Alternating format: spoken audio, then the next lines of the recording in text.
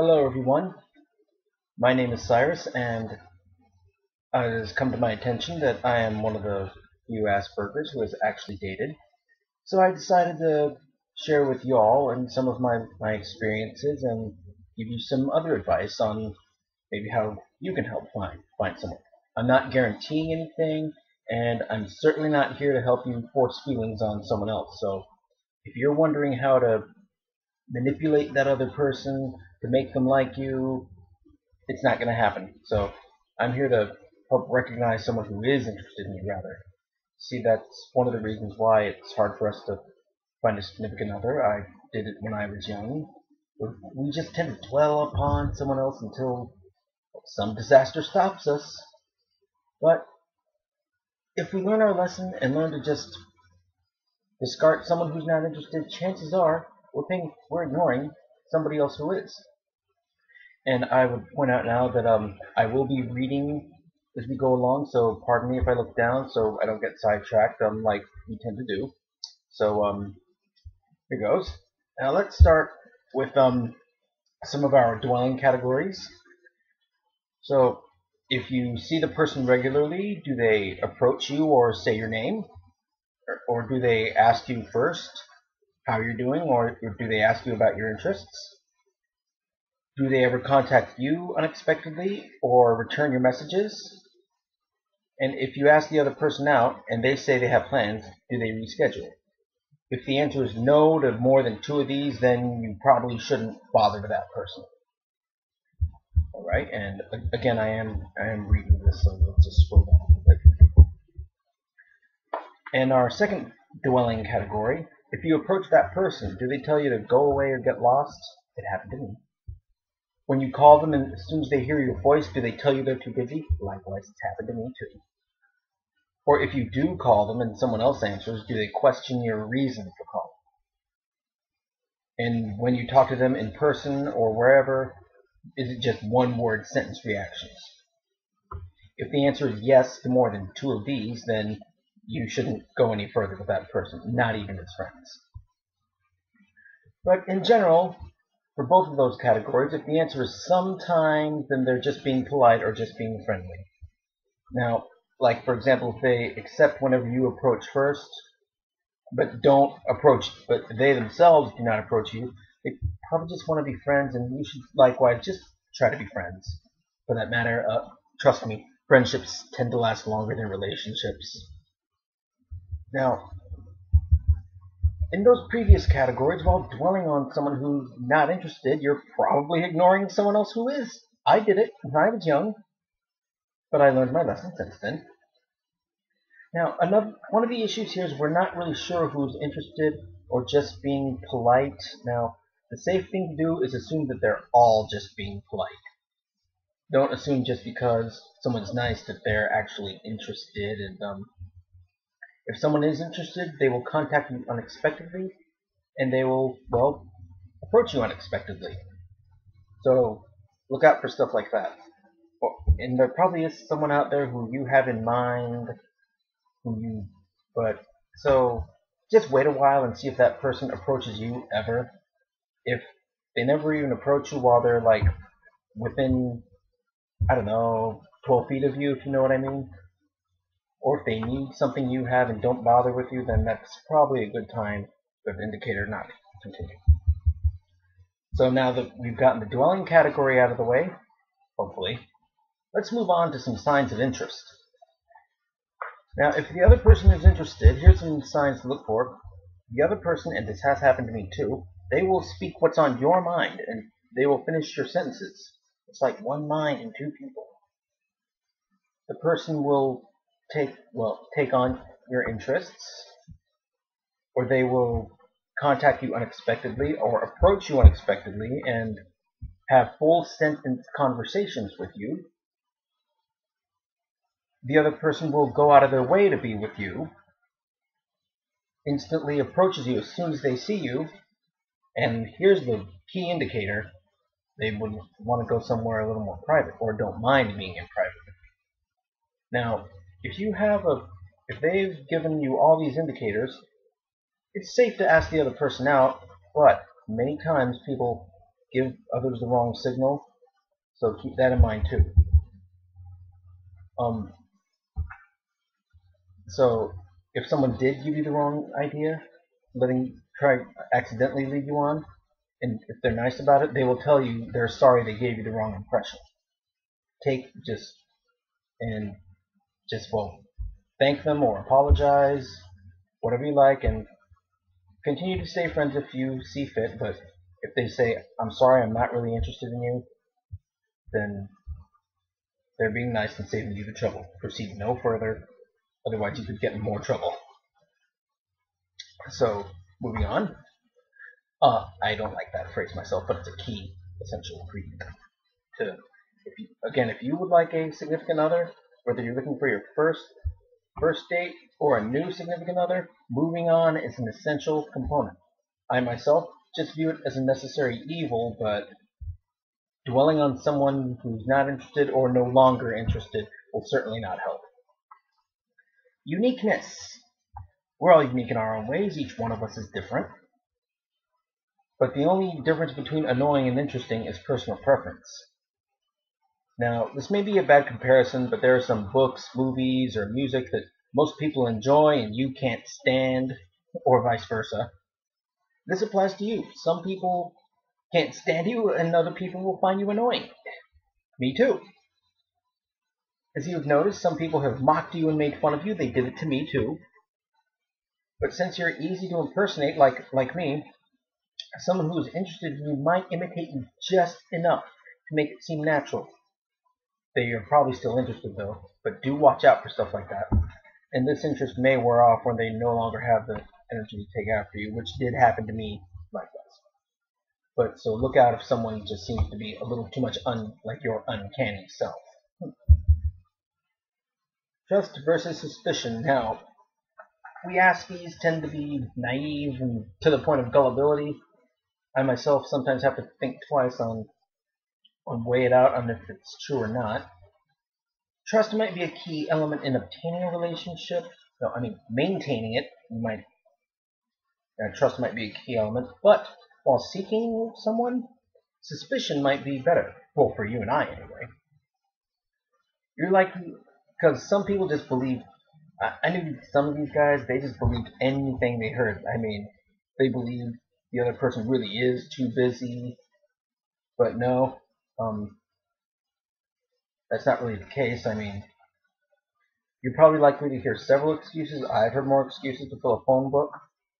But again, if someone tells you to just bugger off, or if someone tells you they're busy, or you call someone and as soon as they hear your voice they tell you they're busy, that means they'd rather be doing anything than talking to you. It happened to me likewise, more times than I can count.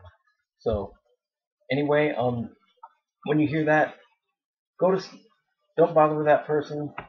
They're no good for you anyway. Trust me.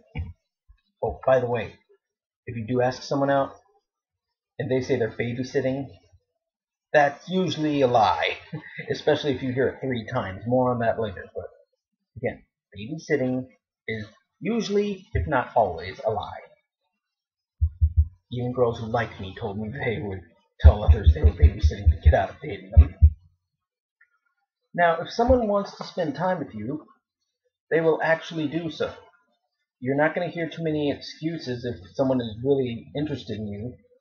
And if they are too busy, they will ask you to join them. And again, if you do ask someone out, or if you give someone 3 chances to ask you out and it hasn't happened, that's a good indicator not to continue with that person, even if you know they really are busy. Because that means they sincerely do not have any time for you. I myself don't have time right now. I work and go to school, but that's another story.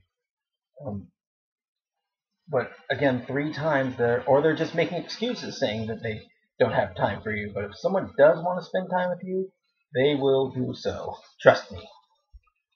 Yes, I've had that. I've had some girls go out of their way to be with me because I just gave up on someone else who just didn't care, and I knew when to give time to someone who was interested. Oh, that's another key thing. If you are dwelling on someone who's not interested endlessly, meanwhile someone else is giving you their time and their attention, chances are you will ward that other person off. Which did happen to me. I would dwell and dwell on this one girl who just didn't care for me. Meanwhile, there was this other girl who was interested. I just annoyed her endlessly with that other person, and by the time I came to my senses, it was too late. So, but I learned my lesson, and I hope you do too. Oh, by the way, with all the modern communications we have, there really is no excuse for the other person not contacting you. But the foremost modern contacting device we have is the caller ID, so they might see your name and not answer. I hate to say it, but sometimes people keep our number saved on their cell phone just so they know not to answer when we call. I wish they would just tell us not to call, don't you? But sadly, they probably give them that little dose of attention they want. But anyway, if you know they're deliberately not answering your calls, don't try calling them from another number. You'll just get in more trouble. Trust me. And again, if you call the person and as soon as they hear your voice, they tell you they're busy, don't bother. Or here's a good way to put them to the test, if they just don't approach or contact them for a while, or stop doing it altogether and see if they wonder what happened and approach you. If they don't, that means they finally think you picked up on the hint. So, if they don't approach you after you ignored them for a while, then you know not to bother anymore. And again, the key here to us finding a significant other is to stop dwelling on that person who's not interested, which we tend to do. I myself still have to think, is she really interested or not? Is she really busy or not? But it's been 3 times. No need to wait any longer. And eventually I may see people jealous by moving on, but that's another story. Okay? And our next topic are rebound relationships. Now, if you were asked out, or if someone made some very strong hints to ask you out, here are some things to be cautious. For example, if you were asked out randomly, even though the person barely knew you, or the person was ignoring you for a while and started giving you strong hints that they wanted you to ask them out. And especially if they just ended a long-term relationship. This is most likely going to be a rebound relationship. I've been in one myself. I was hesitant to go out with her, but I didn't think I had room to be selective, and oddly enough, I think I dated her for about 1.5 years. Well, not that long, but for a while anyway. Most rebound relationships begin and end really quickly, so they're probably dating you to make someone else jealous. Now, it's up to you if you want to date them, but often these rebound relationships will end as randomly as they started. Oh, it can possibly endanger your safety too, not just your thoughts and feelings. Now, on that note, if you do get a date, or even go out with someone just as friends, always make sure someone knows where you're going. Or that's in general. Like whenever I leave the house, I like to tell someone I'm going to the store, or I'm going to the library, just so they know where you are. It's general for personal safety. That's always best.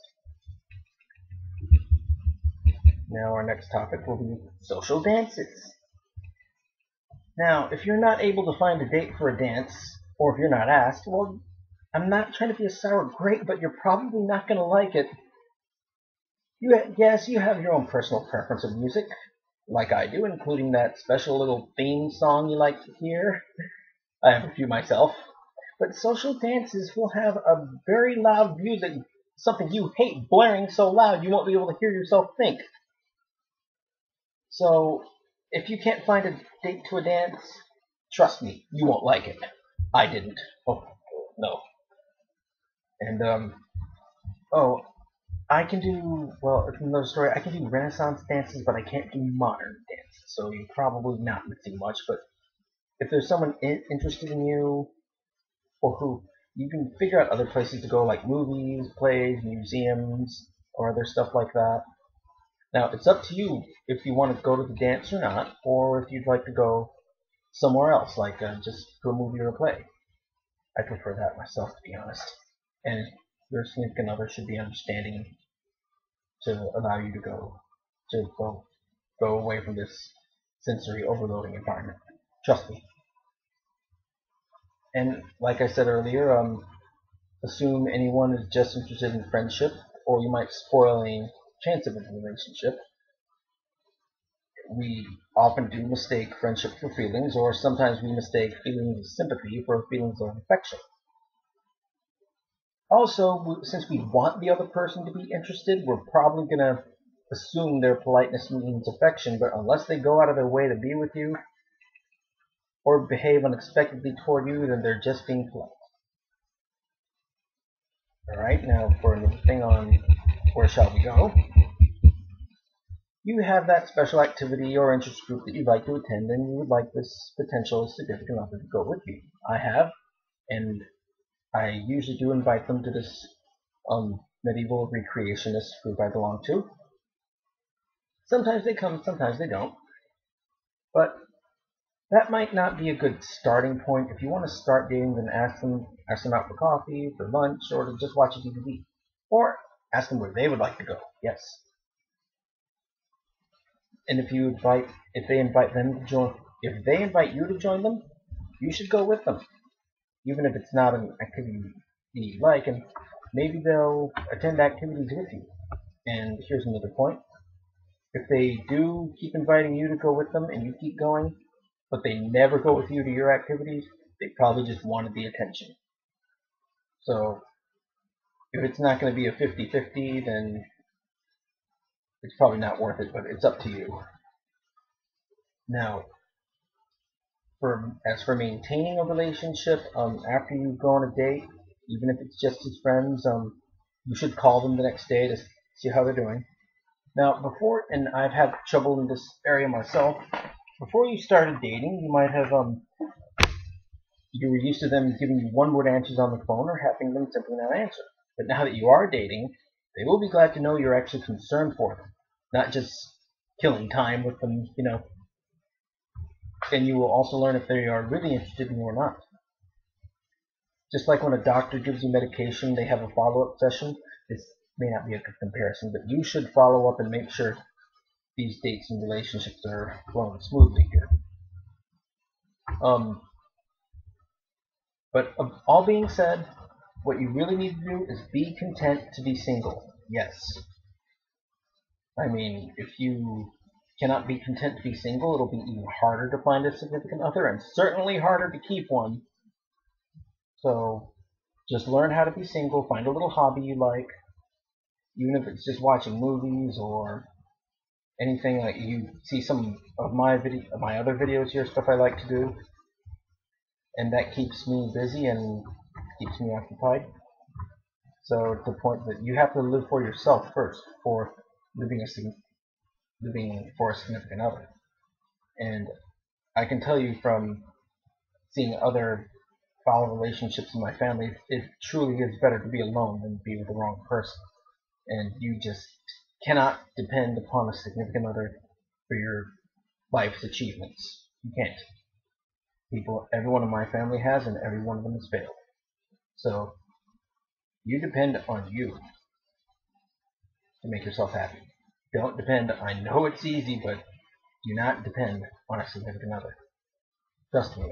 Or I've also seen some people put too much dependence on a significant other, and it hasn't gone well.